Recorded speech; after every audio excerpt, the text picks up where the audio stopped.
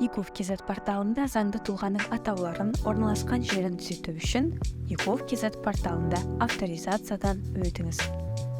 Басты бетте сервистер бөлімінен мәліметтерді түзету сервистерін таңдаңыз.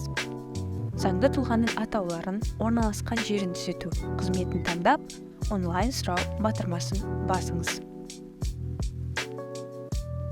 Содан кейін пайдаланушы актуализацияны қай жерде жүргізу керектігін таңдап, мәселені сипаттап, қажет болған жағдайда құжатты тіркеуі қажет.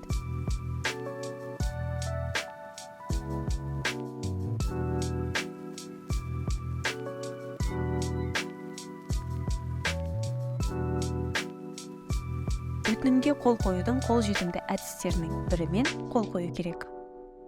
Өтінім сәтті өңделген жағдайда жеке кабинетке өтінімнің орындалуы туралы хабарлама келеді.